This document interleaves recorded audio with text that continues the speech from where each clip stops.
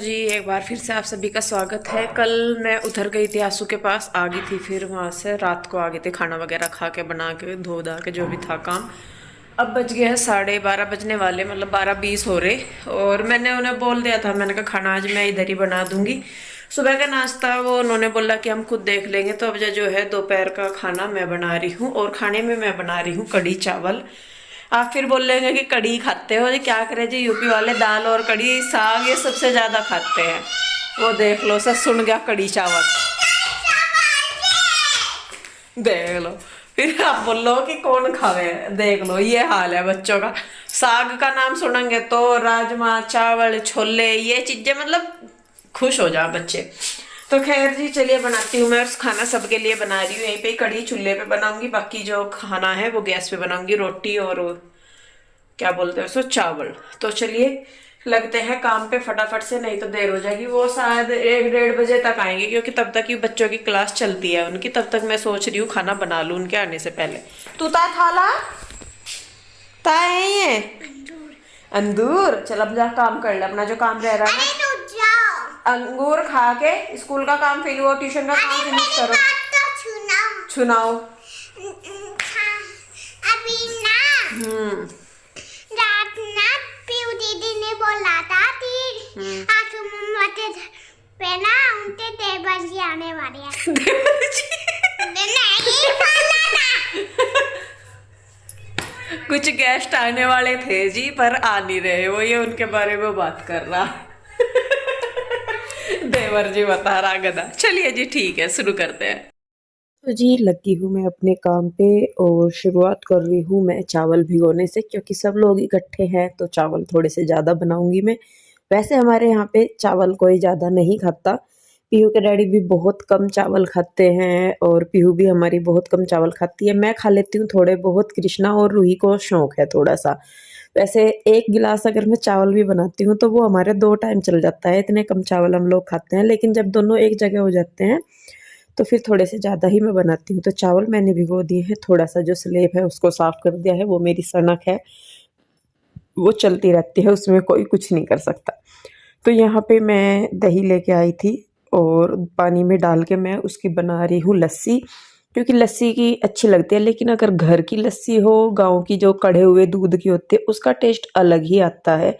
Market से आप जितनी अच्छी दही ले लीजिए, वैसा टेस्ट बिल्कुल नहीं आता जो कढ़े हुए दूध की लस्सी का आता है, और उसकी बनी हुई कढ़ी का। तो जी यहाँ पे मैंने अभी बेसन छान लिया है, और डाल दूंगी जितना ज़रूरी है उतना मैं डाल दूंगी, ज़्यादा तो मैं बेसन डालती नहीं हूँ। तो देखिए अब यहाँ पे इसमें मैं डाल दूंगी हल्दी मिर्च और नमक। यही मसाले सिर्फ हम कढ़ी में डालते हैं, गरम मसाला वगैरह मैं कुछ नहीं डालती कढ़ी में, सिर्फ ये 3 मसाले मैं डालती हूँ। छौंक में भी ज़्यादा मसालों का इस्तेमाल मैं नहीं करती। तो इसको यहाँ पे मिक्स कर लेंगे दही और सॉरी लस्सी और बेसन को। तो मैं मतलब कढ़ी मुझे बनानी है चूल्हे पे, और चूल्हे पे जाने से पहले ही मैं सारी तैयारियां यहीं पे कर लूँगी, नहीं तो फिर अंदर बाहर, एक पैर रसोई में एक पैर बाहर की साइड, ऐसे हो जाएगा। तो इसीलिए जब भी मैं चूल्हे पे काम करती हूँ तो पहले ही मैं अपना सारा सामान तैयार कर लेती हूँ, जिससे कि बाद में मुझे इधर उधर दौड़ ना लगानी पड़े, भागना ना पड़े। तो यहाँ पे अब पकौड़ी के लिए बेसन घोल दिया है, वही हल्दी मिर्च नमक डाल के, और एक गाढ़ा सा बैटर रख दूंगी मैं घोल के, क्योंकि अभी पकौड़ियाँ बनेंगी, टाइम है। तो तब तक जो है बेसन फूल जाएगा, अगर उसमें रिक्वायर हुई तो पानी में फिर डाल दूंगी पकौड़ियों में। यहाँ पे मैं छौंक के लिए लहसुन और प्याज छीलने लगी हूँ। आप चाहें तो कुछ और भी इसमें डाल सकते हैं, कुछ लोग डालते हैं शायद, मैंने वो जो लहसुन के पत्ते से आते हैं ना वो भी शायद डालते हैं, लेकिन यहाँ पे मिलते नहीं। अगर हो तो अच्छा टेस्ट आता है करी पत्ते वगैरह का, या खड़े मसाले भी डालते हैं, लेकिन मैं कोई चीज़ इस्तेमाल नहीं करती। लहसुन प्याज के बाद यहाँ पे मैंने लिए है हरी मिर्च, ये लंबी लंबी मैं काट लूँगी, और 2-3 लाल मिर्च भी हैं जिनको कि मैं छौंक में डाल लूँगी। इनको लंबी लंबी मैं स्लाइसिस इनकी काट लूँगी। थोड़ा सा मैं ले रही हूँ अदरक, अदरक को मैं कद्दूकस करके ही लूँगी, तड़के के लिए मैं ले रही हूँ ये। तो लीजिए तड़का भी मेरा लगभग रेडी हो गया है। थोड़े से ले लूँगी मैं चावल, जो छौंक में हमारे यहाँ डालते हैं, वो भी रख लिए हैं। कढ़ी बनाने की मेरी लगभग सारी तैयारियां हो गई हैं। साथ के साथ ही मैं बना दूंगी अब आटा भी लगा दूंगी, ताकि जब मैं रोटी बनाऊंगी तो वो सॉफ्ट हो जाएगा। कणी मरना बोलते हैं कि कणी ख़त्म हो जाती है, जो खड़ा खड़ा सा होता है ना आटे में, एक चिप मतलब अजीब सा हुआ रहता है, तो वो चीज़ ख़त्म होकर आटा सॉफ्ट हो जाता है। तो यहाँ पे बहुत अच्छे से मसल के मैंने आटा भी रख दिया है और कम से कम 5-6 बार मैंने शायद स्लेब साफ़ कर लिया है अभी अभी। इधर मैंने चूल्हे में भी आग कर दी है और लकड़ियाँ सूखी हैं तो तुरंत आग जल गई है। सामान मैं सारा लेके आ गई हूँ।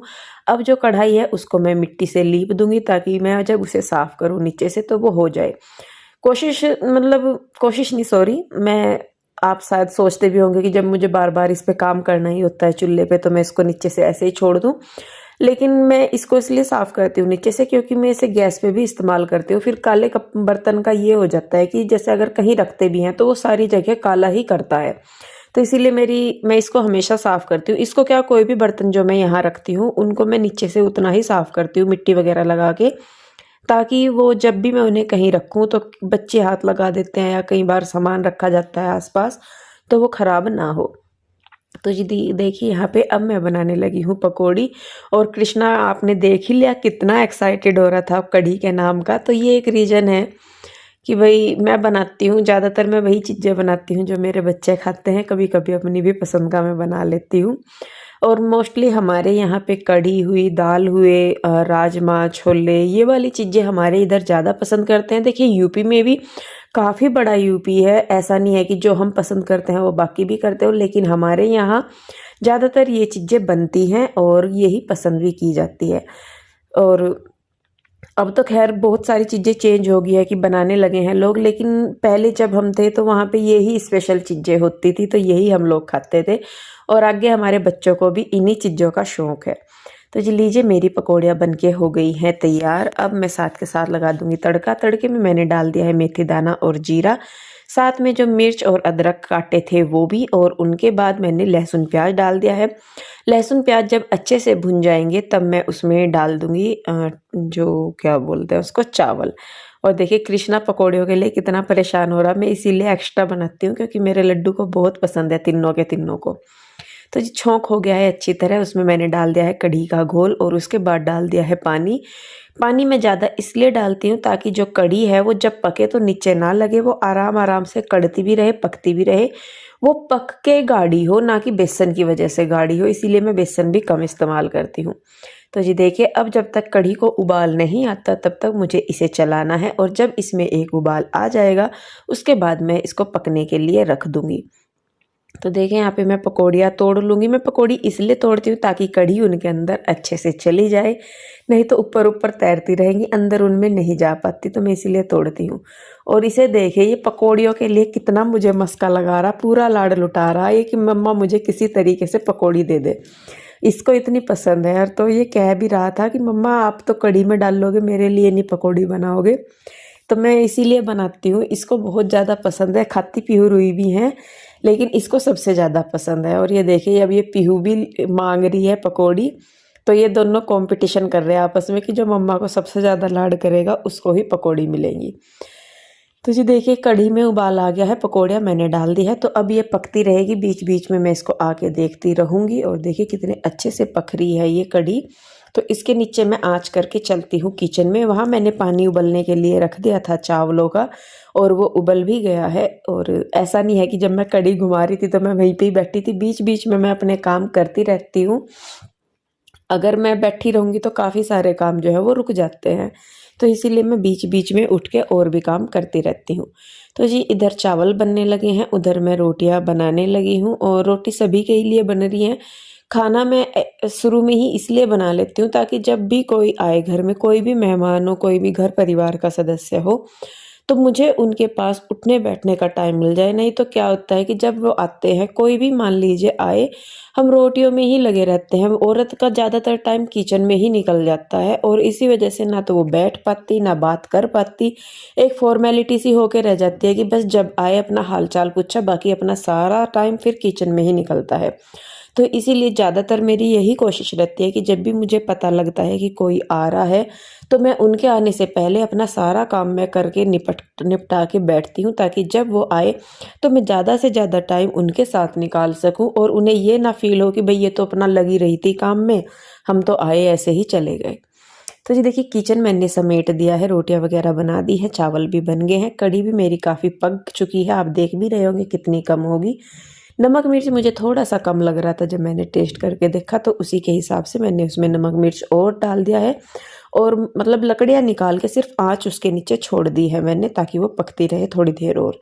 यहाँ पे बर्तन पड़े थे काफ़ी सारे, और क्योंकि आज सुनीता जो है वो काफ़ी सुबह को आ गई थी, मतलब 8 बजे आज सुनीता आ गई थी, 9 साढ़े 9 बजे तक वो करके चली गई थी। उसके बाद बच्चों ने चाय पानी भी पिया, और ये है भी कि बच्चे कुछ ना कुछ खाते ही रहते हैं, तो बर्तन सिंक में ही पड़े थे। मैंने कहा चलिए कोई बात नहीं, जब सुनीता आएगी वो शाम के बर्तन कर देगी, ये एक बार के मैं कर देती हूँ, ताकि जब सब खाना खाएं तो बर्तन कम ना पड़े। तो देखिए सभी आ भी गए हैं, कन्हैया, जीजा जी, आशु, गुड्डू, ईशु सारे आ गए हैं, पीहू के डैडी भी। और कढ़ी भी हमारी पक चुकी है, मैं लेके आ रही हूँ इसको किचन में। और अभी कढ़ी में हमारी एक तड़का लग चुका है, अब मैं लगाऊंगी इसमें देसी घी का तड़का। और देसी घी के तड़के की इतनी अच्छी खुशबू आती है, बहुत ज़्यादा। तो देखिए यहाँ पे घी गर्म हो गया है, और मैंने इसमें डाली है जो लाल देगी मिर्च होती है ना, कश्मीरी मिर्च। ये तिखी नहीं होती, सिर्फ कलर के लिए होती है। और इसका तड़का मैं देखिए लगा दूंगी, तो देखिए कितना अच्छा कलर उसका आता है अगर लगाते हैं ना। शादियों में भी आपने देखा होगा कि इसी तरीके से तड़का लगाया जाता है। छौंकी मिर्च आप डाल सकते हैं उसमें, कोई नहीं। तो जी खाना मेरा बन के हो गया है तैयार, सारी चीज़ें। अब बैठने के लिए मैट बिछा दी है, सारे बैठ जाएंगे मैट पे। और लड्डू अपने डैडी के साथ कर रहा है मस्ती। तो यहाँ पे मैं लगाने लगी हूँ सबके लिए खाना। खाना क्या मतलब, मैं बाहर ही रख दूंगी लगा के, और सबको जिसको जितना भी ज़रूरी होगा वहीं पे ही हम सबको सर्व करते रहेंगे। और क्या बोलते हैं इसको, मतलब वहीं पे जिसको जितना ज़रूरी है वो वहीं पे ही खाता रहेगा। तो देखिए यहाँ पे मैं कंफ्यूज सी हो जाती हूँ कई बार, मतलब सारी चीज़ें तैयार करने के बाद भी मैं कई बार कंफ्यूज हो जाती हूँ कि कोई चीज़ मुझे नहीं दिख रही। तो देखिए यहाँ पे मैंने लगाना शुरू कर दिया है खाना, मतलब रखना शुरू कर दिया है। तो सब आएंगे और अब खाना शुरू करेंगे, धीरे धीरे आएंगे, धीरे धीरे बैठेंगे। और सच में मैं आपको बताऊं, इतना अच्छा लगता है ना जब परिवार एक होते हैं और एक जगह बैठ के खाते हैं या करते हैं। तो शायद कुछ लोगों को ये हो सकता है कि जब इतना ही लाड़ है तो एक जगह क्यों नहीं रहते, या क्या है क्या। देखिए जी सिचुएशंस इस तरीके की होती है कि हमें उनके हिसाब से खुद को ढालना पड़ता है।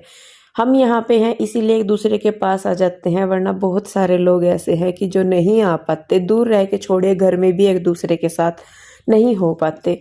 और रिश्ते बनाना जितना आसान है, उन्हें निभाना उतना ही मुश्किल होता है। हम सबकी इतनी ही कोशिश रहती है कि जब हम किसी के काम आ सकते हैं तो आना चाहिए। ऐसा नहीं है कि भाई नहीं आते, दूर है आप हमेशा बात भी करते हैं कि जो देवरानी है मेरी वो वहाँ है, आप तो जाते नहीं, आप आते नहीं। आप को कैसे पता कि हम नहीं जाते आते, या हम उनसे बात नहीं करते, या वो हमसे बात नहीं करती। सब अलग अलग रह रहे हैं, दूर दूर रह रहे हैं। तो जी जहाँ जिसका जिस तरीके से हिसाब चल रहा है, काम चल रहा है, वो वैसे ही काम चला रहा है। ऐसा नहीं है कि मेरी सास गांव में रहती है तो हम उन्हें पूछते नहीं, रुचि गांव में रहती है तो उसको नहीं पूछा जाता, सुमन देहरादून रहती है तो उसको नहीं पूछा जाता, या वो हमें नहीं पूछती।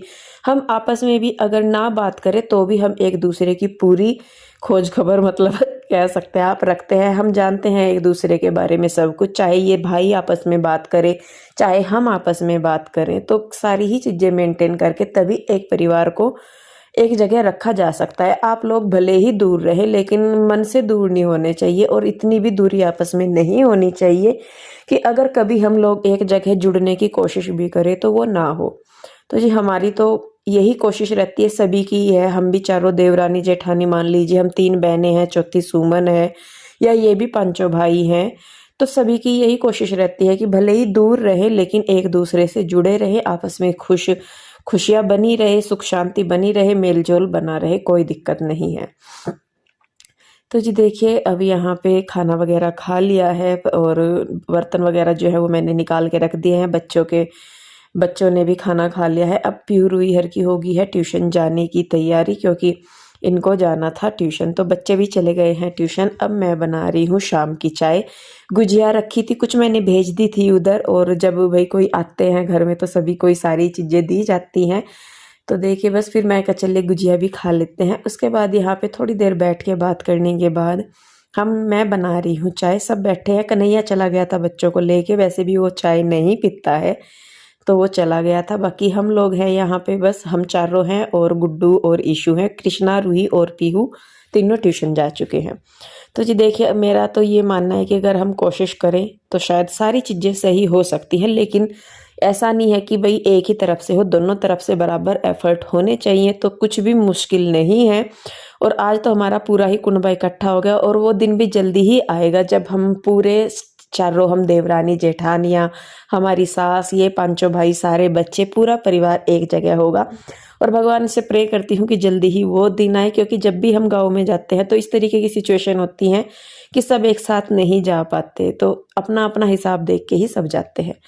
तो जी चलिए, खैर आप लोग भी आपस में प्यार बनाए रखिए, एक दूसरे का साथ बनाए रखिए। मिलते हैं एक और नई वीडियो के साथ, तब तक के लिए राधे राधे।